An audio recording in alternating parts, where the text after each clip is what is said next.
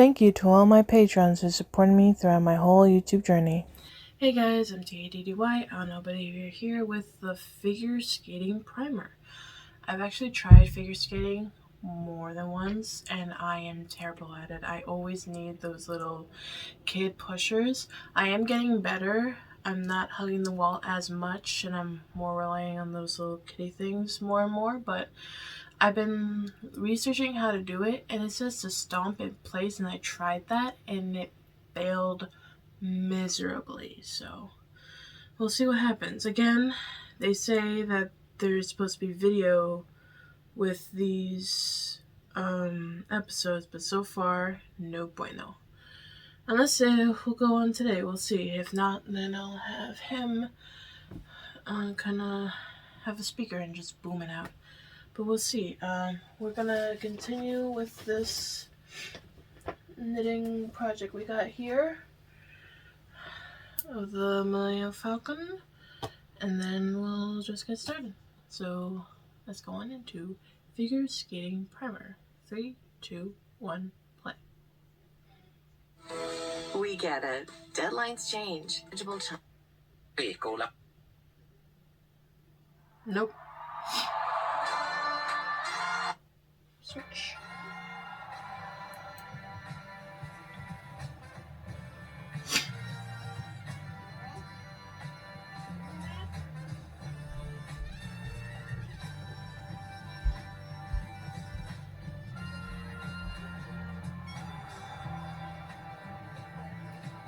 Hello and welcome to Go, my favorite sports team. You're back again for another week of informational sport-related information. I am your host, or one of the hosts, and because I am one of the hosts, you can automatically assume that I have equal knowledge in the subjects which we were discussing. That is a lie. Can't believe I started off this podcast with a lie. I'm joined by Tyler, who knows more than I do. Well, only in the area of sports. I wouldn't openly state that I know more than you in the general sense of life, but I definitely know more about sports. I studied it. I have a master's degree in sport administration. You know, I spent a lot of my life being an athlete, so I do know a good bit about sports. I can't believe Tyler's starting this off with a lie. He knows more about me than anything. He knows more about me than I do. He knows me biblically. What is that supposed to mean? I don't know. It just sounded right. I never know what I'm saying when I'm saying it. I just say the words that come to my mind and they flow out of my mouth. Yeah, when people say knowing somebody biblically, like, what does that actually stand for? Does that mean that they just know you naked? I don't know. I think biblically means inside and out. Knowing someone biblically. I'm literally looking this up right now. Mm-hmm. Oh, it is to have sex with someone. Oh, Jesus. So, all right. One of the things. Okay. So, which one of us speaks in It is one speaks in lies. Whoa, I thought we don't speak of that other podcast. Oh, what do you mean? I don't know what you're talking about. That's an expression that anyone says. Ah, you're right. Mm-hmm. Completely, everyone in the world knows exactly what that is. Okay. Well, anyway, we're back for more sports-related knowledge and random other crap that we're gonna, well, mostly me, is gonna bring up in the midst of it. So I'm ready. Tyler, what are we talking about today? Well, today we're gonna get into figure skating. Interesting. Figure skating. Okay, not a sport. Case closed. No. What? No. No. Hold on. We haven't even gotten to that. One of us speaks in riddles. One of us speaks in lies. One of us lies all the time. All right, so figure skating. I know figure skating. It's skating. Do you? Figures. Because last time we talked, the subreddit had a bit of a jacuse against you. Oh no! Wait, no. You're not supposed to bring up the jacuzzes. There are no jacuzzes against me. It doesn't. There happen. are jacuzzes against you. Mm-hmm. I can't find the actual ones, but I remember them, where a lot of people were yelling at you, saying that figure skates aren't flat on the bottom. They're I'm not. flat. No, They're I not. didn't say they were are flat. concave. Yeah, that's what I said. That is literally what I said. I said, yeah, I may have said it in not a very clear way, but the reason I brought up figure skates is because I saw a video that was talking about how they're concave, and so all the pressure comes down on one of the 2 points, depending on where you're thinking, and it melts as it goes through, and it creates a bead of liquid water in the concavity that it skates across. I don't know where people are getting this idea that I said it was flat, because the only reason I brought it up is because I was like, it's concave like curling. And I'm just choking on my spit. They're trying to stop me. The ghost. The ghosts. See, they lie. Oh. So we can't trust any GQs from here on out because we don't know if they're telling a riddle or a rhyme. No! No! You can't do this to me. Yeah, no, see, that's literally because if they go back, they'll know that I said like curling, and I learned that there's a concavity to a curling stone, and therefore that's why I brought up the relation between that and the figure skating, because they can't prove otherwise. Just because I might have misspoken at some point and said flat or something, I probably said not flat, because the whole reason I brought that up. JQs eliminated. I'll give you that point. All right, thank that's you. a point for Mark. All right, awesome. How many points I got? I think throughout the total life of the podcast, like 3. Okay, Will, put in a text-to-speech announcer of how many points I have. Like 3. Like 3. I'm in the lead, baby. I don't get points. I already have the points. I take my points and I give them to you. Yeah, right. Well, as we all know, the host can't be the host in the next one. This is not distractible, Oh, no. Mark. Wait, what happens if we become tied in points? Do we both just spontaneously explode? No. We'll just make up whatever that happens, and probably it'll end up with me winning. That's how it usually goes. But figure skating, yes. I basically explained all of it, so people can probably just rest easy knowing that they have all the knowledge. Do I have the knowledge? Well, the reason I wanted to bring up this particular sport is that the 2023 ISU World Figure Skating Championships are happening right now. Okay. They've been going on from March 20th and will go until March 26th. So now's the perfect time for us to talk about this sport. Okay. Cool. So you've been ice skating. Yes. A couple times. I know yes. this because I've also been ice skating at the same time that you've been ice skating. Just simultaneously in different rinks. Yes. We on That's opposite such a sides weird of the way U.S. of saying, yeah, we went figure skating. Well, listen, we were part of a group and we were on the ice at the same time. We just so happened to coincidentally be ice skating on different parts of the planet. And FaceTimed each other while we were doing our own tricks. I know, right? At midair, he answered the call. He was like, "Whoa, you too!" And I go, "Yeah, me too." And then I break my clavicle. Wait, did you break your clavicle? No, it's a lie. I'm telling lies. Oh, gosh. How's it not clear at this point that I'm lying? I don't know. Listen, I just trust you wholeheartedly. Oh, that's your first mistake right there. Yeah. I know you biblically, so apparently I just trust you biblically. I want to make it clear he does not know me biblically. But is that a lie? You'll never know. No. Oh, no. All right. You know how to ice skate. At least Well, yeah. you don't kind fall of. too much. Mm-hmm. What do you think of when you think of figure skating? I think of elegant costumes. I think of Flips, big tricks, jumping in the air, jumping in doing the lots air, of twisties, and triple turns. axle. I've heard that a lot. Yeah. Quadruple axle, and it's usually to music. Nice. I like think that's a slow very music. accurate description. You did a great job. Should I? God, man, I really have the instinct to be like, and that's the episode, but that sounds like it might be the episode. Nope. Oh, okay. Now we get into the real conversation. Okay. Act 1. Mm-hmm. The first skaters. Okay. When people started ice skating, how long ago do you think that took place? Well, I mean, people would have been going out on the ice probably from a very early period of human history, because I'm not 100% sure about, the history and timeline of the human race, but I imagine that it was something, near or adjacent to an ice age of some kind. So I imagine that humans' experiences with ice are probably profound. And then there were the crazy ones that were like, I'm gonna go out there on that ice. And everyone else was like, don't do it. Because, if you fall, you die. Fall through the ice, not just fall down. Right. I mean, I guess people can die if they just fall, But They can, yeah, in freak accidents, they definitely can. yeah. Well, figure skating wasn't invented until the 1840s. No, that's relatively recently. Yeah. But like you said, traveling on ice using skates is thousands of years old. The earliest records date to back around 3000 BC in Scandinavia, where people used bones as skates. Bones, that's awesome. So they used them to travel across their frozen waterways. The skates were often made out of shin bones of deer and elk and horses and other animals. Could have been humans, I don't know. I kind of doubt it. I kind of doubt that would feel. I feel like even back then they'd be like, that's kind of weird.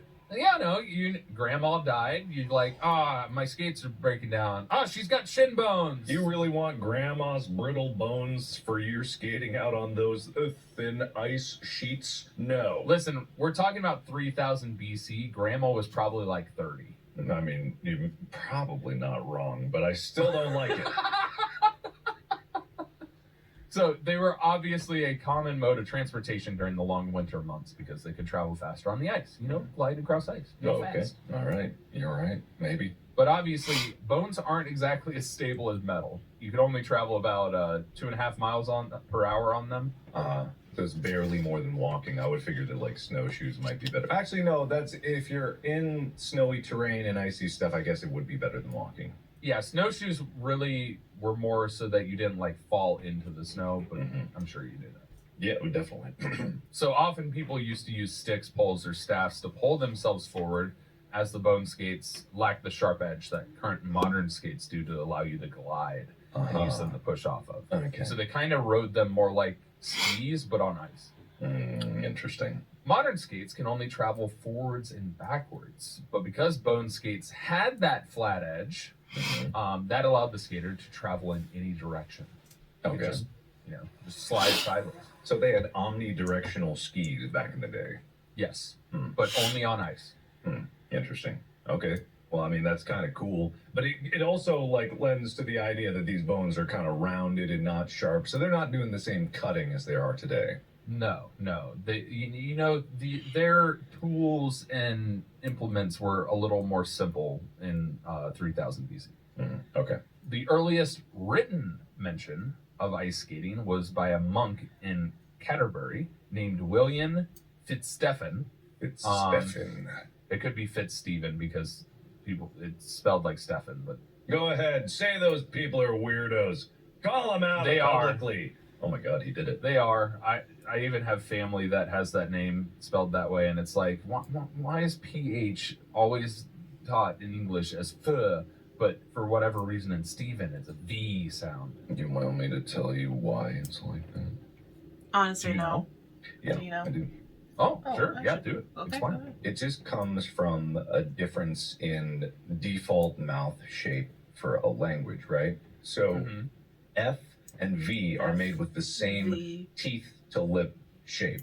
But what's behind it and how a language naturally like speaks certain syllables and consonants affects how they're going to pronounce it. The only difference between an F and a V is by activating your vocal cords. So is from an empty breath, your vocal cords are not activated. A V has your vocal cords are activated. So if you come from a language that naturally has more activated vocal cords, you will naturally not be instinctively inclined to say you would and it's the same mouth shape, and therefore with drift in terms of cultures, you have a difference in pronunciation for the same mouth shape that is invisible to what most people see. People will see the lip shape, and because people are good at reading lips and people know what that is and they pick things up from that, they will naturally drift to Stephen, to Stephen, and sometimes like language will just like modify its small increments because the other default mouth shapes are all slightly different.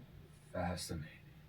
But this is not a language podcast. This is a sports podcast. Sports. Yeah, so William Fitzstephen was describing what was happening outside the northern city walls. Okay. In the moors of Finsbury and Moorfield freeze over, children from London play. Some of the children have attached bones to their ankles and carry well-worn sticks. They fly across the ice like birds or well-fired arrows. Suddenly, two children will run at each other, sticks held high in the air. They then attack each other until one falls down. Often the children injure their heads or break their arms or legs. Good God. So that was apparently happening outside the northern city walls or city walls. This guy was just out there watching Animal Farm take place on the ice out there, and he was like, fascinating. Boy, fascinating, Governor. These children are all breaking their rooms. You know. They're beating each other with sticks. What a fun game. Moving forward in time, the exact date for steel blades is unknown. But in the 14th century, the Dutch began forging steel blades for ice skates. These steel-bladed ice skates allowed for the greater control and more speed, as we can clearly tell today. Until the late 1800s, ice skating was only to be done outside during the winter when it was cold enough for ice to naturally freeze. So obviously it was more popular in the areas where it got cold and obviously had water, which most places did, because water is essential. Okay. But the first refrigerated ice rink was called the Glaciarium, and it was opened in London in 1876. Okay, interesting. So the actual sport of figure skating began in Britain in the 1700s. The first figure skating club was founded in Edinburgh in the 1740s. They required new members to take an interest test. Like, in order to get in, you have to pass this test. An interest test? Isn't the test just one question? Entrance. Oh, I thought it was interest. Like, are you interested? Yes or no? Think carefully about this one. You don't want to mess it up. It's going to be real high stakes. You must prove your interest. Show us your skates. And if they're like, oh, I don't know, then they get dropped through the trapdoor into the murky, cold waters below. They become the ice. You just go out there and you're like, you see those faces on the ice? Don't look them in the eye. They're not interested. It's like soul sand in Minecraft, except it's ice. Oh, God, you start to skate on them, you slowly carve the ice down, you start chipping away at the bodies down there. Oh, no, that's Billy's nose! Oh, no, it's uninterested Grandma. Y'all have dark thoughts. I'm just saying apparently this right now. the entrance test okay. consisted of you requiring to complete a circle with each foot and jumping over a stack of 3 hats. 3 hats? No! Oh, it's unheard of! This is London, too. Those top hats are hatty. They're real high. Did you say hottie?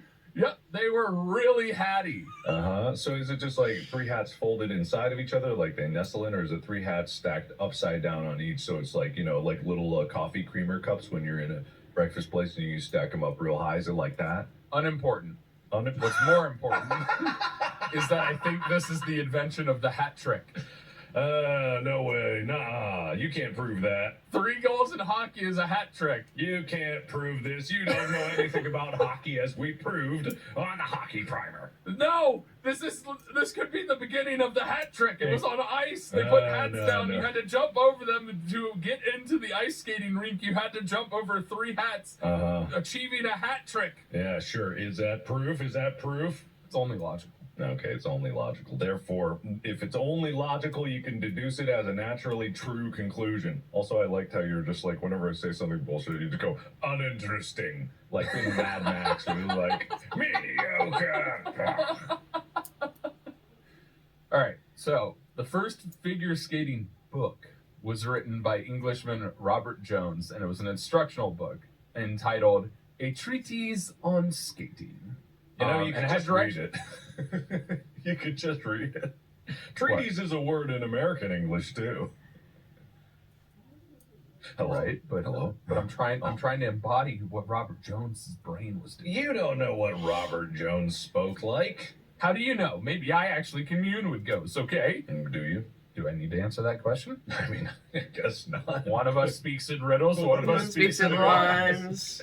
All right, sure, fine. You know what? I don't know anything about anything, and that's apparently the origin of the hat trick. I am ignorant, and you're teaching me. I'm going to carry this on. Well, his instructional book taught people how to create various shapes, like serpentine lines, circles, figure eights, and spirals. That's good. And thus began the English style of skating, which early competitions were based not on the techniques themselves, but how exactly the competitors would follow the patterns etched into the ice. Okay, interesting. So by the late 1800s, figure skating evolved into competitions where athletes had to perform 41 designs. 41? All right. Yes. For example, the figure eight, as well as their own figures. The style of skating was very technical, formal, and rigid. It's basically like dancing. You had to kind of follow the steps to a degree, but you had to freestyle to how you navigated from one shape to the other. Yeah, so it was connecting a bunch of pre-planned routines, basically. Similar to square dancing, early figure skating had a caller who would call out the names of the formations and movements that skaters would then perform. Wait, they did our idea. What idea? This is like horse for gymnastics, when the thing was like how you could really compare the level playing field. The caller would call it out and be like, that guy did a figure eight better than that guy did the figure eight. That guy wins. Oh, when was that our idea? We talked about it in You think I remember anything I've ever said in my life? As you'll discover on the subreddit with people accusing me, I've said things that are apparently a complete core belief of mine, and I never remember even saying it. One of us speaks in riddles, one of us speaks in rhymes. All right, but okay, so playing horse, because I think I vaguely remember this. It's like a better judging system is to do a trick and then see if the other one does it, like, to the same degree, I guess. Yeah. It created a better comparative analysis for judges to then be able to actually judge without bias and scorekeeping that is like, we think this trick is more difficult. Mm-hmm. Yeah. Because it had to do with Simone Biles and the fact that she can do tricks that nobody else can do. Yeah, 100%. Right. And we're like, well, she should just win. Right, yeah, if someone does a trick that no one else can do and does it well, I think that qualifies as, wow, you're the best. Here you go. Yeah. Here's your medal that represents who the best is, and you're it. Yeah. And so that's where that conversation came up, where it's like, if they actually did the exact same trick and it was like a game of horse where you have to copy and emulate that, and if you achieve it, it's like, all right, you move on. Mm-hmm. Makes sense to me. So, case closed. All right, continue on the history. Continue on the history. Yes. I'm making fun of you. I apologize. It's fine. That's what this podcast is all about. Did you not watch the trailer for a video coming soon? I didn't watch the trailer, no. There's a trailer?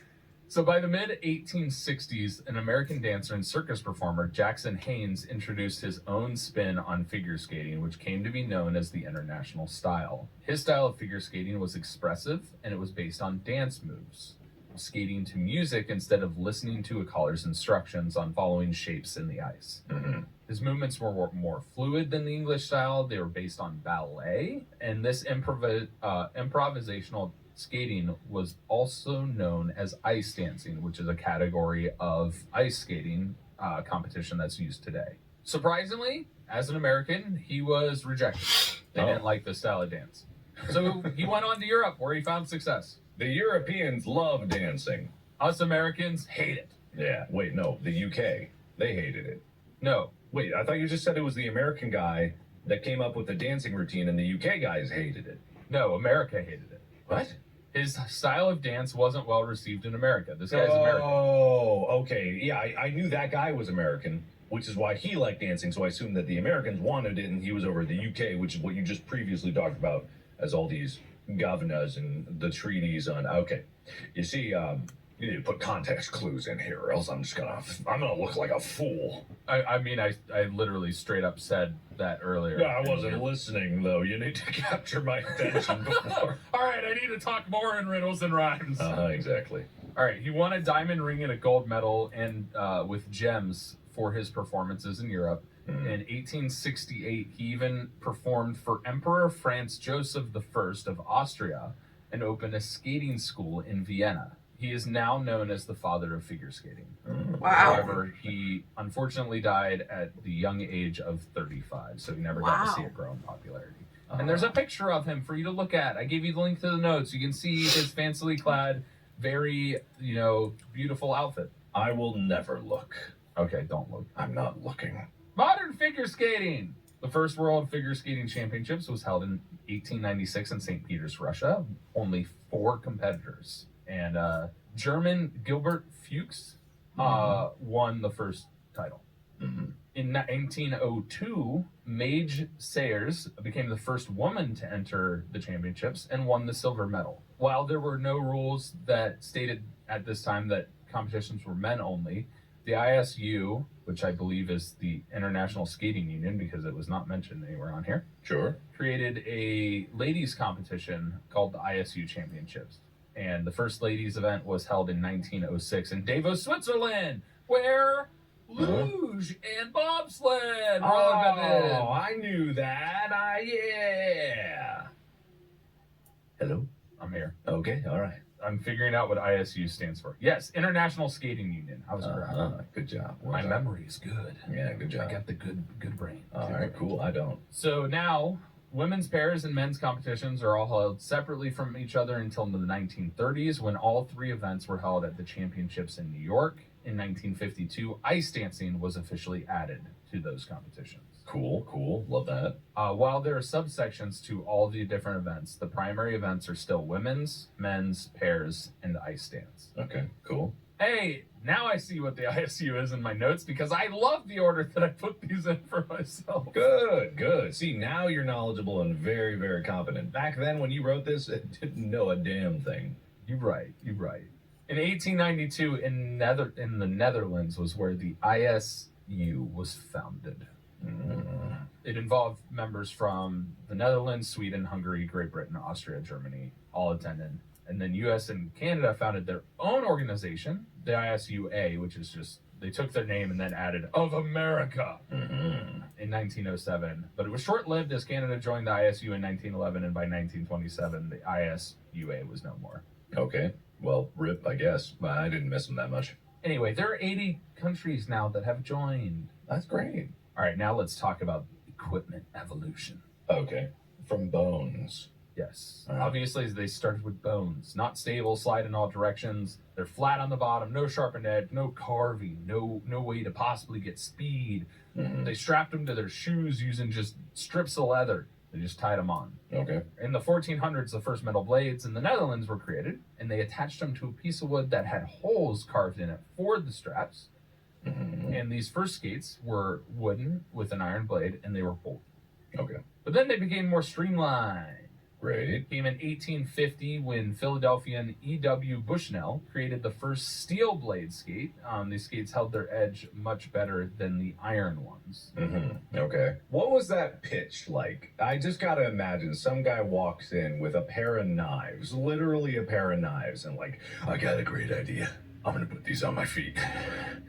And I'm gonna go out on the ice. You know how we cut ice to cut it and bring it up out and use it, and it creates a big hole? I got these. You're right. How would you pitch that? Yeah, I have no idea. I think you just have to do it and be like, wee, look at me. I'm having so much fun, and this definitely isn't deadly. 100%. Especially in a sport where people are tumbling and falling all over the place, and then there's just knives gliding across the ground. Like, that it feels like it needs a little bit of a convincing. Yeah, I mean, it's the American way. It's like, ooh, this looks dangerous. How can we make it more dangerous? We'll jump 20 helicopters on a motorcycle. Yeah, something like that. Anyway, the father of figure skating, Jackson Haynes, invented a two-plate, all-metal ice skate that attached directly to his boots, no longer needing the cumbersome wood that goes on the bottom. It simply was full metal. Toe picks were then added to skates in the 1870s, allowing figure skaters to do the jumps and stops and spins a lot better. And then there were improvements to the quality materials and the boot part of the skates. Today, figure skates are similar to early modern skates in many ways. Except they're automatically built into the boot now instead of being like, I already have shoes, let me just strap this metal thing on with leather straps and belts and stuff. Yeah, I mean, how else are you really going to do it back in the day? They didn't have many precision machining capabilities back then. That's true. I mean, they still had, the blacksmiths. Oh, can you imagine the blacksmiths making these skates? They're like, these blades are for boots. I mean, they don't ask questions. When a blacksmith gets a commission, they just make the blade, and they're like, I don't ask questions, I don't need to know. You use this blade for whatever you want. Death or entertainment, maybe both. Yeah, have fun. Have fun, kids, and then they send them 8-year-olds running Here's out. your bladed stick to attack each other on the rivers outside of the walls. Yeah, make sure you break your arms. No stab wounds, otherwise you'll be charged. Going into the Olympics, figure skating actually was introduced to the Summer Olympic Games in 1908, and then was moved when the first Winter Games came about in 1924. Again, the competitions remained the same. And today there are the men's and women's singles with short program and free skate as the two sections. Short program is skated first and has required elements, which include jump spins and a step sequence, while free skate is the second section where the event is choreographed to music, with technique being important, but it allows for more creativity because there's less requirements that you have to do this trick, you have to do that. So I guess short program kind of fits our level of more comparable in the sense of you have to perform these elements, and so you have the adequate comparisons of the elements. Cool. Sounds good to me. Oh, actually, the singles event is you have to do the short program first, and then if you move on, you do the free skate. I read this completely wrong. Okay. So that's their competition. For singles competitions, men's and women's, they have to do the short program. If they do well in the short program, then they move on to the free skate part, and then they're judged to see who wins the overall in the free skate. And then the pairs event does the same thing. They have to do the short program and then do the free skate. Only 16 pairs advance from the short program to the free skate. Ice dance, the event is divided into short dance and then free dance, with only the top 20 couples in the short dance advancing to the free dance. So basically, you have to achieve...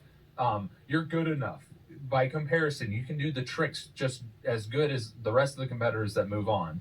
Now you can have fun. Okay, that's good. Yeah, then you have fun. At what point, I've always wondered this about sports, is like, at what point for most people does it stop just becoming fun and become that job? Like, as someone who kind of has turned video games into that, where it's like, instead of being something to relax, it is more a job-like thing. I feel like it's got to be for everybody. There is a point where, that sport, which was your relaxation and, fulfillment thing, just became kind of a job. I guess it's a lot of it would be based on the mentality. You get to the point to where it's like, it's fun, I'm doing it for fun. And then you get to a point to where you're just, everybody's like so technical and the details are so immense that they're judging you so specifically and you're training really hard. And at that point you're like, well, this doesn't feel fun anymore. Yeah. I think that's a good reason why some athletes end up retiring. It's because they get to that point. A lot of early retirees in the NFL that have been drafted and stuff have talked about this, and it's like, it's not fun anymore. Yeah. Feels like a job. Not Tom Brady, though. He loves it every second of it. Never going to quit. Did he Supposedly. quit? Did he quit? Yes, he retired. Oh, okay. The second time. We'll see if he comes back. But okay. He did retire. Okay. All right, Act 2. All right. Baby Mark. Baby Mark. Not again. What are you going to do? It's time. For what? Jesus. Time to figure skate. Oh, but what if I don't want to? I didn't pass the interest test. I couldn't read, so I've checked the no box, and now I'm doomed to the ice. Too bad. All right. I am the ice rink god telling you. You were meant to do this. Why are you telling me? I'm just a baby. No, Baby Mark. Have so much ahead of you. You must create a blade out of bone, iron, and steel. All right, so I just gotta pause you right there, God. Are all the other skaters required to make their own skates? For this particular skating competition that is judged by the gods, you are. All right, okay, all right. So you're saying I have a natural talent for this, right? You have been chosen. Drafted to the ranks of the dancing ice gods. Okay, all right. But I have set the materials before you. Okay. You have bone, iron, and steel from which to make your blade. Okay. Your boots have leather straps, leather boots, synthetic fiber boots, cloth, strings, rubber, and sponge. Sponge? Why sponge? Is that to mop up my blood? Or your enemies. That's for you to decide. All right, well, I really only feel like I'm going to be able to take out something smaller than me, and I'm a baby, so I don't know if I'm going to be able to mop up that much of other people's blood. Have you not seen Ice Age, Baby Mark? No, I have not. You must get the nut from the squirrel. That squirrel is stronger than anything. I've seen that thing pull continents together for a nut. I don't think I'm going to be able to do anything to it. Moving on. Okay. Your components of your blade must be made of steel, or bone, or iron. Those are very different. But for modern competition, it must be made of tempered steel. Okay, what era? Sharpened. What's the date? Today. Okay, so modern. The blade is sharpened to create a concave or flat section, and the figure skate must be between 0.15 and 0.25 inches thick. Your boot. To achieve the highest possible Olympic tier of figure skating boot, it must be very stiff, thick leather. Custom made for the skater. Custom made for you. Custom made by you. That's not an actual Olympic requirement, that's just the god's requirement. Alright, I feel like this is kind of unfair, but whatever, I'm into it. The tongue of the boot is usually made of sponge padding or rubber to allow for some flexibility. And the boot's laces should be tightly tied. You can't have a skate go flying at your god judges now. Okay, well, I feel like if it hurt them, then they're not really that all-powerful, are they? No comment. If I kill one of the skating gods, do I join the Council of the Gods? You join the ice rink. Oh. Alright.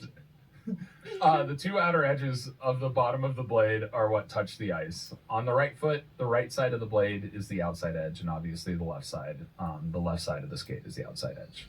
Hollow in the middle of the skate, basically the concave stuff, the groove is called the hollow. Your heel height varies depending on your figure skates. Lower heels generally distribute weight more evenly, while higher heels move the body weight to the balls of the feet, allowing you improved control for changing direction and quick steps. Most figure skates in competition tend to have a higher heel because you're able to get up to higher speeds and allows you to jump more easily off the front of the skate, which you need to do the tricks. And then the front, the toe pick at the front, is used for your jumps and pivoting during your spins. All right. It's that jagged edge on the front edge of the skate. God, your voice Now changed. you must... You someone else? no, it's fine. It's fine. Interesting. Now you must gather your gear. What? You have your skates now. Okay. But you must design your costume. Okay, alright. My costume. Your outfit must match you to program your skating and the mood of your music. Does it have to? It is required. But who's to determine that? What if, like, I have different favorite colors than other people, and I'm like, oh yeah, you know, I don't really think red is for an aggressive dance. I think that purple is more aggressive. It's open to interpretation. Alright, so it doesn't really have to matter. No, but it's recommended, I guess. All these rules are kind of loosey-goosey. Listen, apparently it's required that women must wear a skirt or pants and men must wear full-length trousers, but not tights. Why can't... What? I swear I've seen some men out there on skating rinks in tights. Costumes that give the effect of excessive nudity are not allowed. In other words, no naked skating. We will not allow biblical figure skating on this court. All right, okay, I appreciate that. That's good that that's in the rule book. No detachable parts or accessories. Your costume must not be able to detach, otherwise it will be a deduction in your score. I swear I've also seen, like, kind of transforming outfits that kind of, like, flow out and do something else. Maybe that was just for, like, an exhibition or something, or some, like, other... Maybe I'm thinking, like, Disney on Ice or something like that. I think you're thinking of Disney on Ice. Because I've seen that too While on having Disney a on million Ice. sparkly sequins, crystals, and rhinestones on your costume isn't required. It's nice to see you sparkle in the light. It's nice. I like that the judges are just going like, you know, it'd be nice to see you sparkle. I'm not want to saying stand out. it means anything, but your score just, you know, might go up if you're extra sparkly, just so you know. We like the sparkles. And these It judges, makes you seem more valuable. these judges are just like, they're other babies. They're just like looking at pretty lights like, oh, wow. They're just raccoons. Ooh, shiny. I know, right? Whoa, this chica looking at the sparkly lights is like just a bunch of chicas behind the judge booth, like, where is it? Chica would be the perfect figure skating judge. She would be. If she doesn't look at you, you failed. Terrible routine. Terrible. All that would happen is you or Amy would walk into the room and she would just be like, "You're not important." Yeah, you're not important. No, you should see her going into the office. She just immediately in there runs to everybody else like, oh, okay, bye. Bye-bye. All right.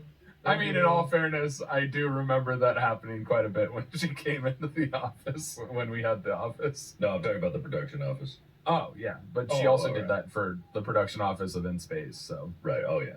So, flexibility is the name of the game, so your costume should be made out of spandex, mesh, lycra to accommodate the wide range of flexibility that you, Baby Mark, can achieve. Well, babies are kind of flexible in that they have really soft bones. Good.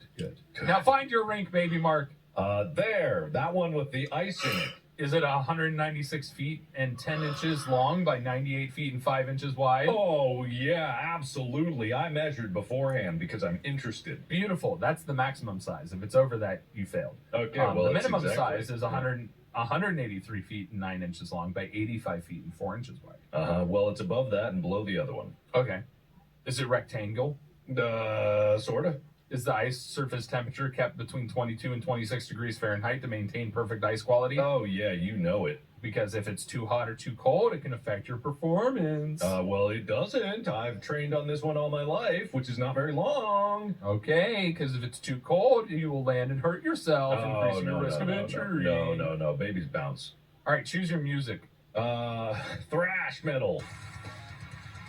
One of the most important components of your competition is the music. The song you select must set the mood for your performance, and your moves will be choreographed to the song you choose. So you are choreographed to this music, Mark. Yes, I am, because of course I am. The only limits of ice skating are your imagination. Uh-huh. The 2022 Winter Olympics, skaters performed the songs from Daft Punk, Elton John, and Disturbed. There's no rules against explicit lyrics. However, skaters tend to not choose explicit heavy songs. So less curse words. So it's time for you to enter your free skate. You have 4 minutes and 30 seconds, so your song selections can't be too long. Okay, is it like that's the maximum? Yes, that's the length of your free skate is 4 minutes and 30 seconds. Okay. As the baby Mark goes out on the ice, does the whole thrash metal routine, does a quintuple axel, does a quintuple triple backflip twist, lands everything perfectly, just stunning. But let's say, for the sake of fairness, I flipped off the judges on the way around. Probably a deduction for the flipping off the judges. There's a rule in the rule book for interesting, flip off, -2. They're the judges. There's probably, maybe there's a rule for it, but otherwise it's like, you scuff at me, I scuff at you. All right, now the key part, we hadn't even gotten into your routine. You came up with moves already, but you can choose your moves, but there are requirements and limitations.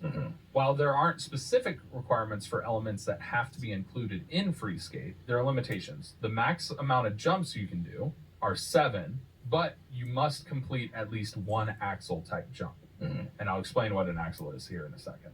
A maximum of 3 spins, one of which must be a spin combination, 1 a flying spin, or a spin with a flying entrance, and 1 a spin with only 1 position.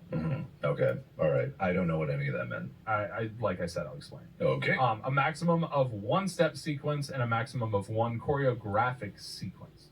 All right, so to explain an axle, it's a forward-facing jump that was originally invented by a Norwegian, Axel Paulsen, in 1882. The axle jump is the only jump in which skaters take off from a forward outside edge, so your forward skate. The skater rotates 1.5 times in the air for a single axle, 2.5 times for a double, and so on. And you land on the backside edge of the opposite foot from which you took off from. So if you're leading with your right foot, you jump off of that, and you must land on your left foot on that outside edge, with that skate being behind you and your other foot being stuck like in the direction you were going. So your other foot would be behind you and you would land going backwards. So my feet are backwards? I mean, I can kind of do that where I turn my feet around, but I feel like landing on that is just going to make my knees explode.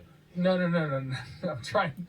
You don't turn your feet. Your whole body turns. My whole body turns? What do you mean? And my feet are forward? That's even harder. You're spinning, Mark. This is hard to explain, Mark. What's turning on me? My baby Mark is twisted up like a pretzel. Like just sliding on my ass, which is on my front, and my knees, which are on my head.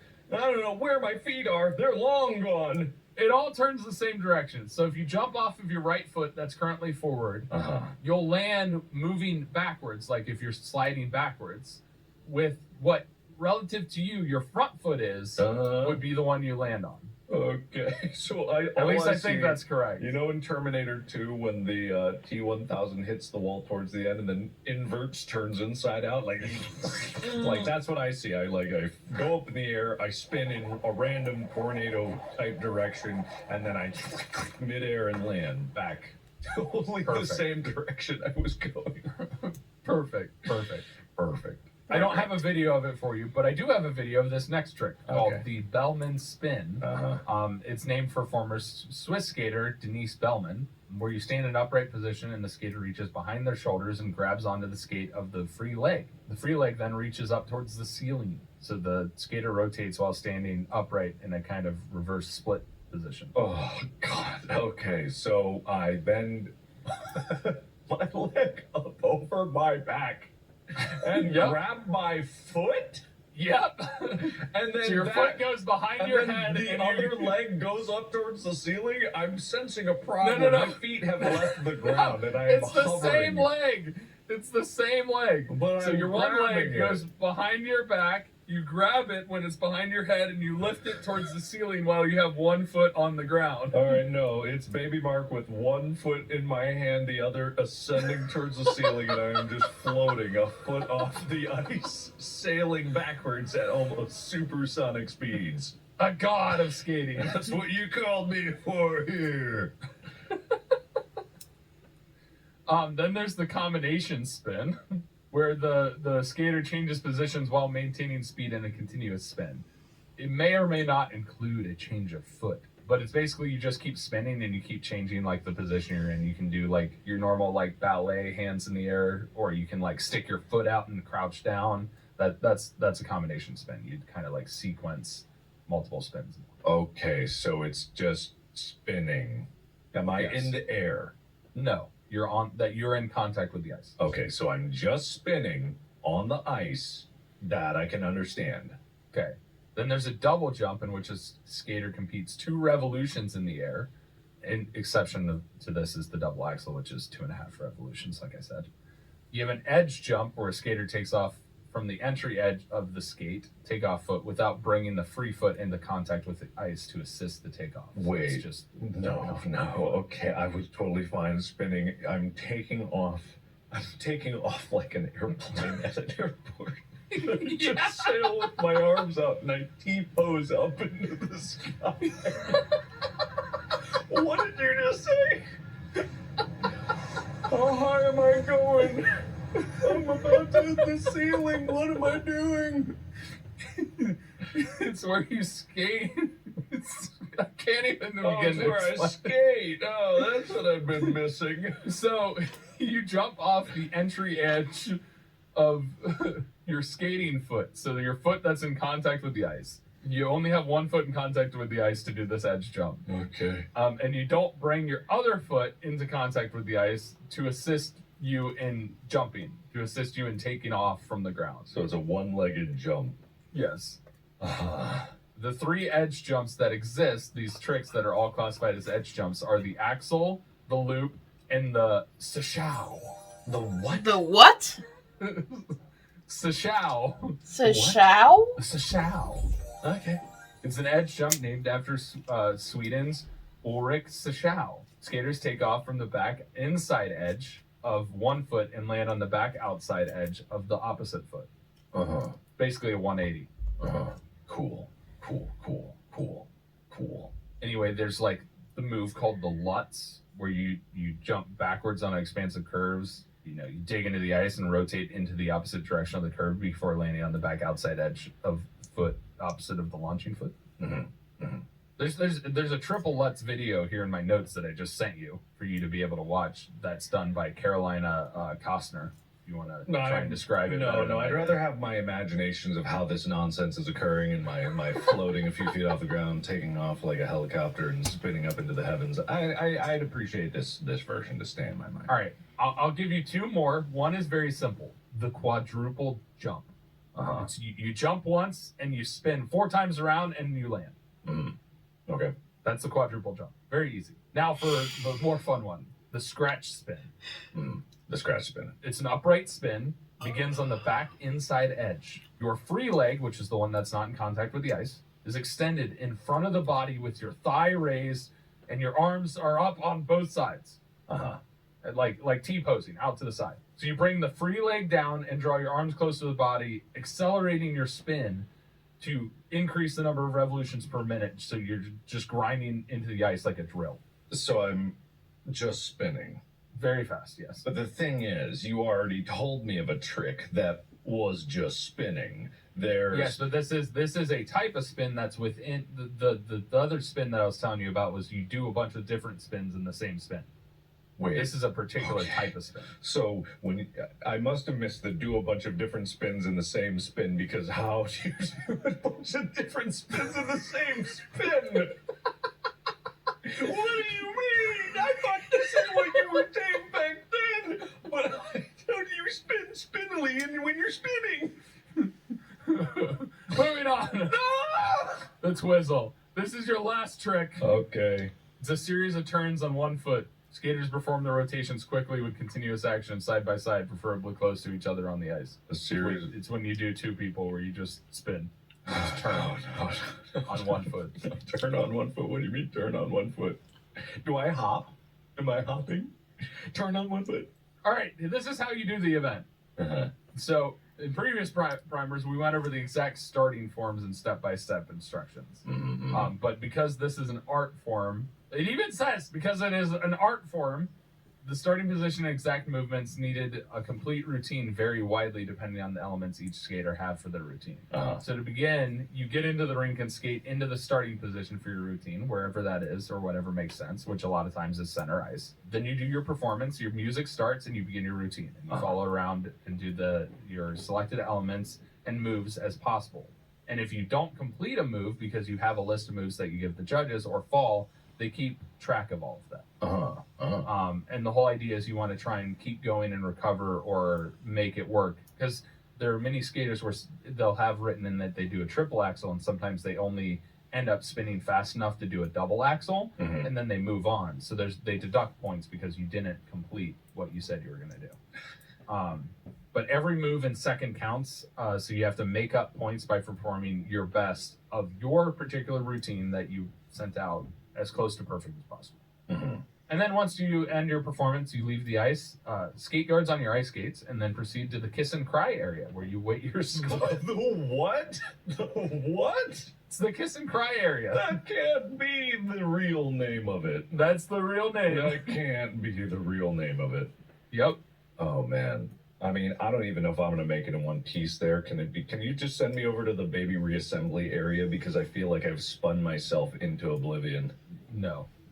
Now I must tell you how you win. Okay, how do I win? As the god of figure skating. Hello again. You might want to take a deep breath, stretch, and prepare your brain. Well, my brain's still developing. It's quite malleable. My lungs aren't very capacious, and I'm a baby. To give it to you simply, pre-skate scores are made up of one technical score and one artistic score, which are combined to give you your total score. Okay. The longer, more convoluted explanation is that in figure skating, the overall winner is determined by the international judging system, and the scores consist of points awarded by a panel of up to 9 judges.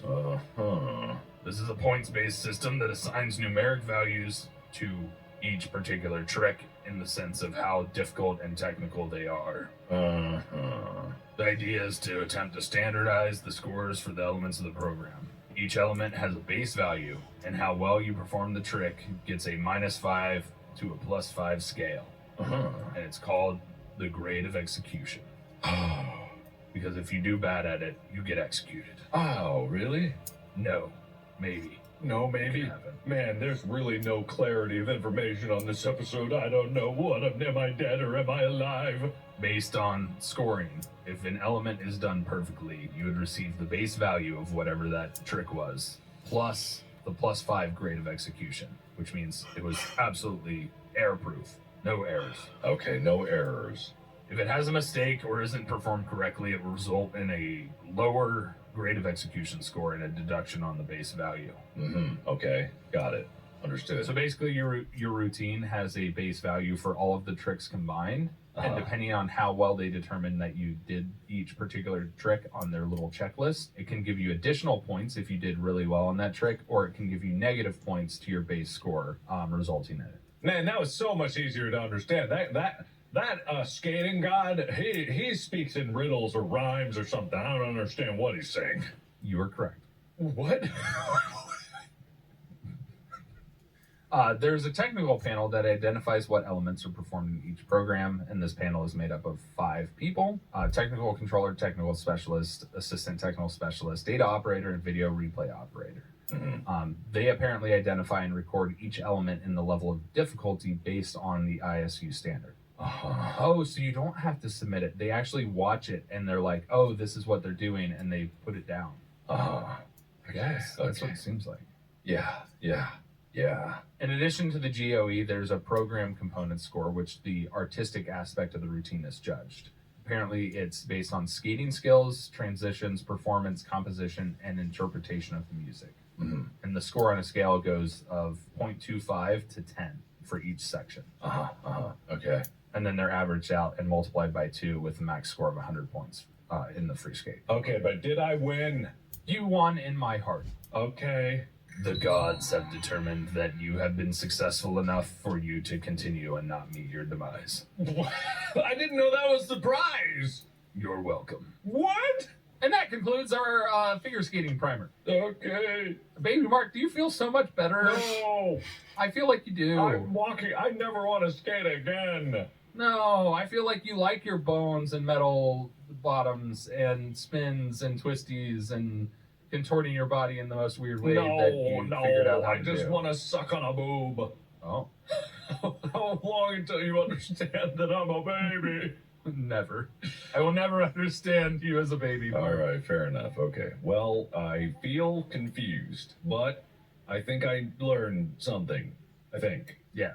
I think I did. I mean, a lot of figure skating is very technical, and trying to explain tricks with words is very difficult without a video element showing you this is how you do this.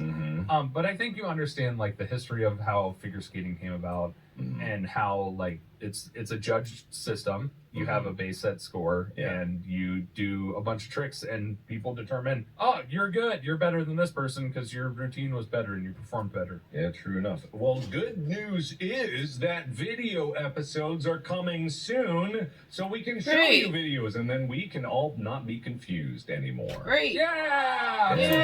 Video episodes coming exclusively to Spotify. If you want to watch the video component, you got to go to Spotify to watch it. We will let you know. It's probably as soon as I'm done filming this movie, and then I can go back home and we can be in our little studio that some of you have already seen before, where we have a nice TV set up and everything ready for video, and more cool surprises coming soon. Yes, Cool. I'm very excited for when we do that, so then people can stop being like, oh, this is scripted. I'm like, I have little tidbit notes. And This is scripted. What? I mean, kind of with notes. What do they mean scripted? So when I think of scripted, it's like everything is pre-written and there's absolutely nothing that is not on the script. Like it's like I write the whole episode. It's Mark, you say this joke now. I say this joke now.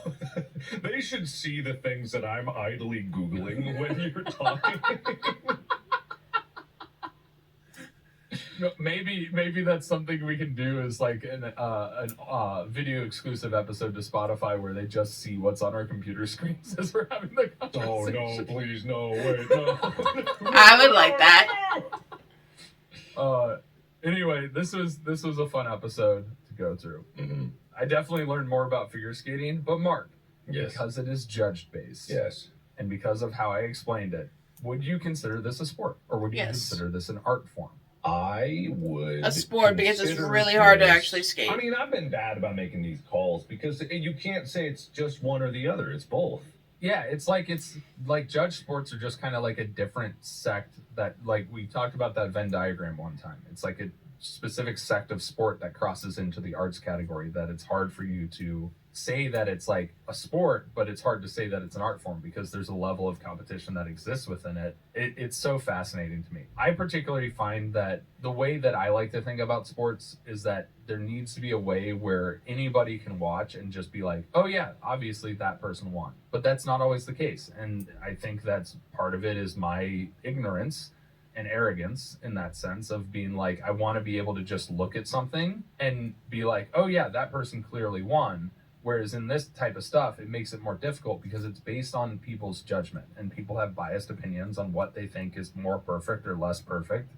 And personal relationships can influence it, which means outside judges kind of put a damper on it being a sport, in my opinion. I don't think that it's not a sport, but it just makes it, I don't know. It's harder to determine.